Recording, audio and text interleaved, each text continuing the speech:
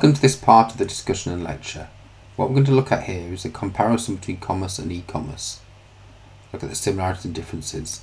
On one side we have an argument pushed by some theorists that there's no real difference between e-commerce and commerce. They're fundamentally the same thing, they're just a different channel or way of doing the same sort of business. However, many argue that this is a short-sighted way of looking at commerce and e-commerce, and that fundamentally there are great differences, and that fundamentally e-commerce is going to disrupt the traditional commerce relationships. Let's start simply with a look at definitions of the two things. Traditional commerce is the branch of business which focuses on the exchange of products and services. It includes all those activities which encourage exchange in some way or the other. So we're talking about things like marketing and finance and sales, that sort of thing, as opposed to those things that are based on things like production and engineering and design, etc. Things like that. We're talking about the things that actually enable the exchange of money for a product or service to go ahead. Now, there are examples even today where it is actually exchange of products and services, but mostly it is about one side providing money to the other side. That's the traditional manner. What is e-commerce then? Well, e-commerce is simply carrying out commercial transactions, exchange of information electronically on the internet. It's a very simplistic definition, perhaps, but broadly speaking it's correct. It is just commerce, but it's commerce done using the internet, using internet suppliers. Okay? So there is in some cases an argument that some of these things can be the same, but actually there are 4 branches of all commerce.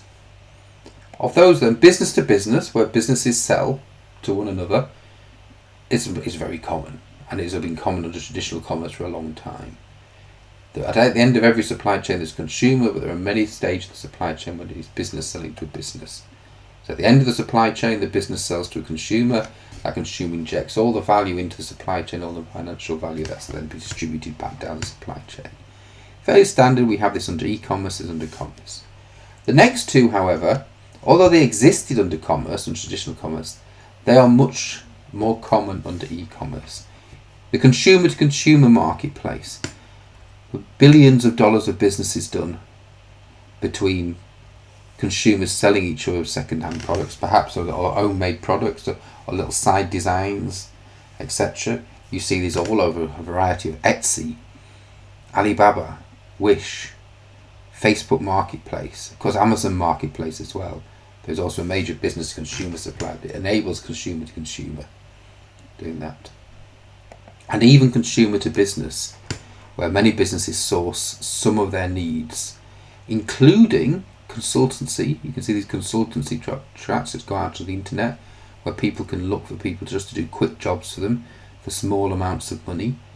And so get the funding out, then get the money in, doing that. So this is quite an important area just to go into. So these are new. These are different to what has been done before.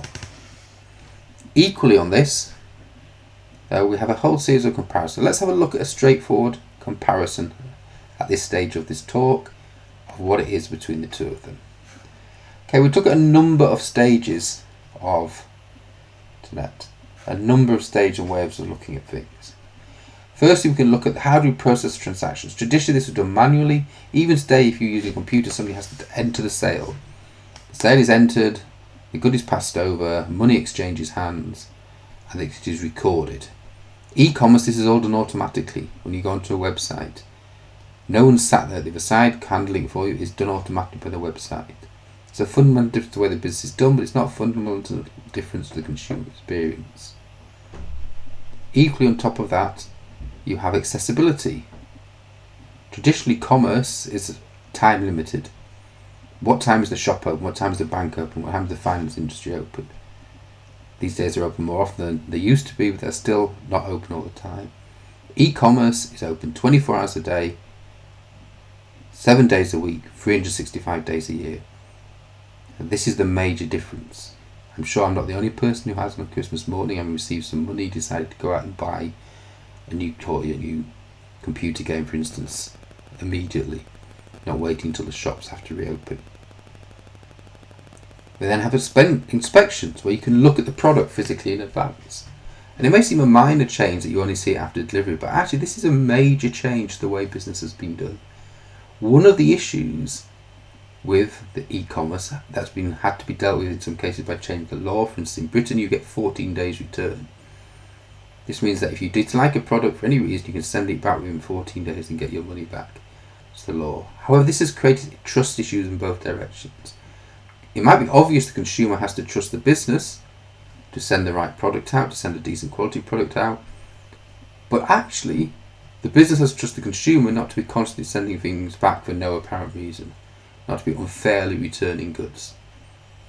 So we have to accept that there has to be trust, and especially once goods start to cross international borders, it can be much more difficult to enforce return rights and return laws.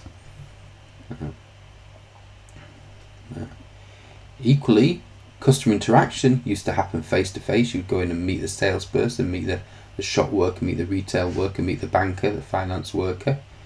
Now it is very much done screen to face. You don't actually see anybody. You fill out forms, you fill out online forms, maybe email requests. You make an automatic payment, and when it's finished, you'll receive an automatic reply and the automatic receipt emailed to you. The human interaction element is gone. Okay, this also may mean that this is less of the human pressure, less hard sales, more subtle marketing is required. How does the scope of the business change? Well, whereas before one company, even if it's a travelling salesman, could only work in a limited location, these days people be purchasing everything worldwide. I would say that even a small company, one I know that run by a friend of mine called Silk Wedding Flowers, it has customers all over the world. It started in Wigan supplying to local weddings, but now people from all over the world buy products from it.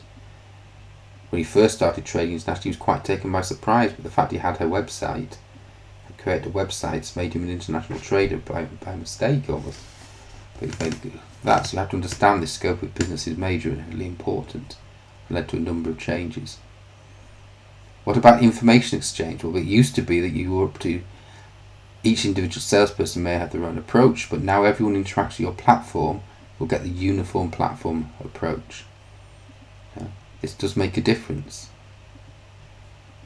The resource focus is actually one of the other major paradigm change differences. Traditionally, commerce has been about supply. It's about knowing what you've got to sell and giving that to the customers with marketing and sales. Now e-commerce is demand-led. E-commerce is where a consumer can go out and hunt for exactly what they want, and for opportunities sometimes to tailor both ephemeral products and services, but also actually some physical products. You can go online and design your own trainer, for instance, your own training shoe, your own sneaker, depending on which language you want to use.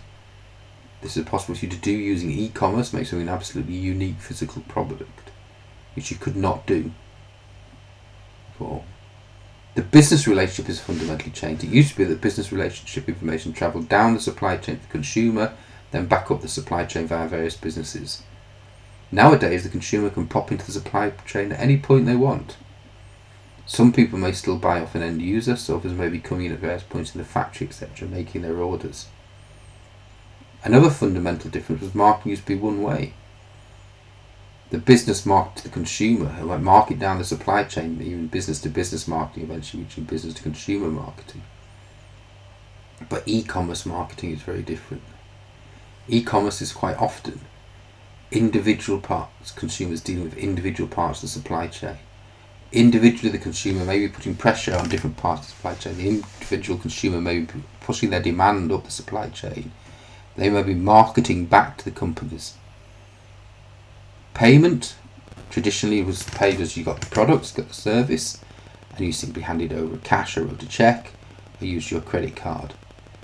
And that's very straightforward. These days, e-commerce, there's no cash, of course. Sometimes it can be just credit cards, but it can be fund transfers. There can be all sorts of integrated loans.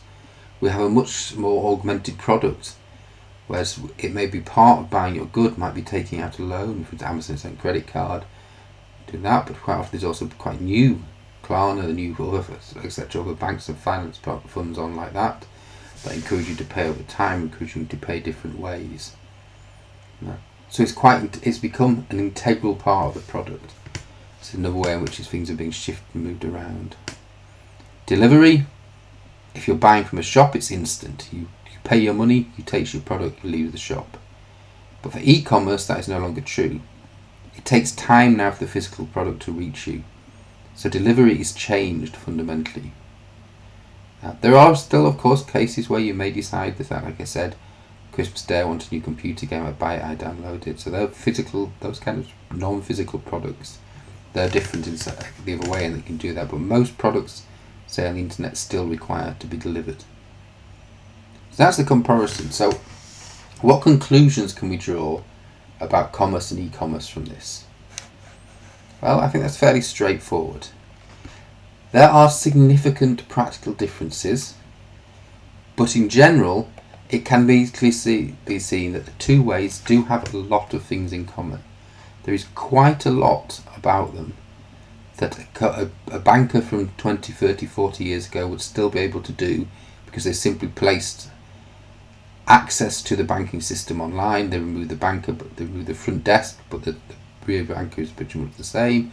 The same with travel. Actually, plane bookings you can do online now are simply, in many ways, just accessing the database that used to be used by travel agents directly.